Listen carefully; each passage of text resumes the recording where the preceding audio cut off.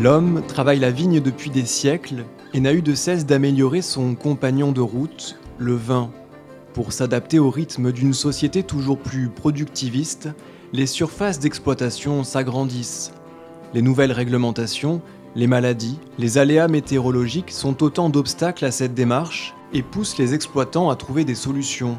Pour trouver le bon équilibre, certains vignerons comme Patrice Collin choisissent de maintenir une collaboration efficace entre tous les végétaux, l'agroforesterie.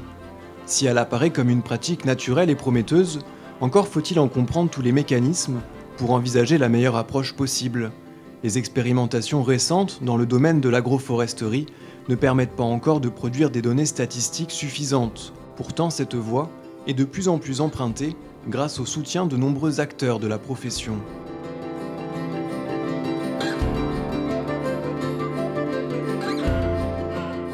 Bonjour. Patrice Collin, vigneron. J'aime bien dire vigneron, parce qu'en fait je fais ma vigne, je fais mon vin, je commercialise ma production et uniquement ma production. Le développement viticole vraiment du domaine, moi j'estime que c'est mon arrière-grand-père, au moment du phylloxéra, où lui a vraiment replanté des vignes de Pinot Donis greffées. Il reste en fait une parcelle, celle qui a été plantée comme essai Pinot Donis Riparia Gloire. Et c'est la première vigne aussi palissée, il n'y avait pas de palissage avant. Donc on l'a pris pour un fou, parce que vigne greffée ça coûte très cher. Mettre des pieux, mettre des fils dans les vignes, mais c'est un truc de malade, quoi. Mais il vendait déjà sa production directement, donc finalement lui il avait de la trésorerie pour payer ça.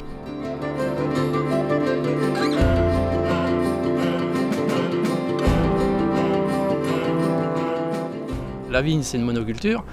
Il faut apporter de la biodiversité, donc nous on l'apporte, l'idée c'est de l'apporter déjà par les plantes qui poussent de manière spontanée dans les vignes, donc c'est jamais les mêmes parce que le climat n'est pas le même d'une année sur l'autre. Il y a vraiment une diversité et les arbres, les haies font partie de la diversité. Donc c'est vrai qu'on a maintenu des vergers, on a maintenu des sites où il y avait des arbres, on a maintenu les loges de vigne. On avait créé une association pour maintenir un petit peu tout ça. Et puis après, où il y a des arbres qui ont été arrachés, on a recréé un verger en fait à la sortie du bourg de Toré, avant le vignoble, dans une partie un peu plus basse, qui était moins favorable aux vignes, mais qui était des très beaux terroirs à verger. Et ça s'appelait même pas agroforesterie. C'était apporter une diversité à une monoculture.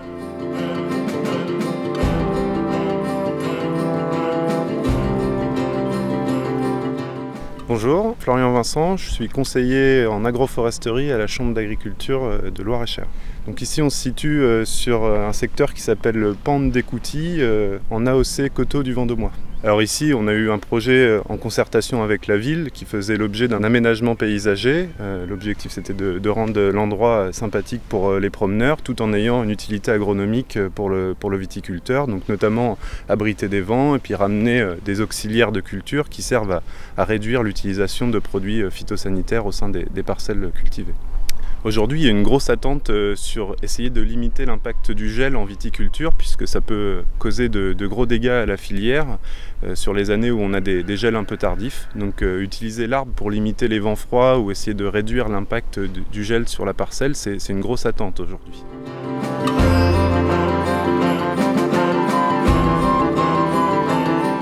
Notre problème, en fait, nous, c'est le mildiou, l'oïdium. Donc, on a déjà diminué de manière majeure le cuivre dans les vignes par la biodynamie. Mais après, les compléments, c'est la biodynamie, c'est la valériane, c'est la silice.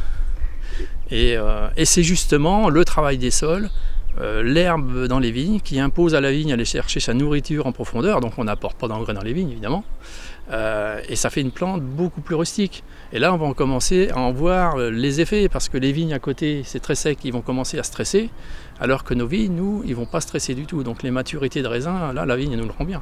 Enfin, nous, on n'a jamais récolté des si beaux raisins, c'est indéniable. Donc après, il n'y a aucune correction dans les vignes, il n'y a aucune correction dans les vins. C'est vraiment le reflet d'un terroir, d'un vigneron et d'un cépage.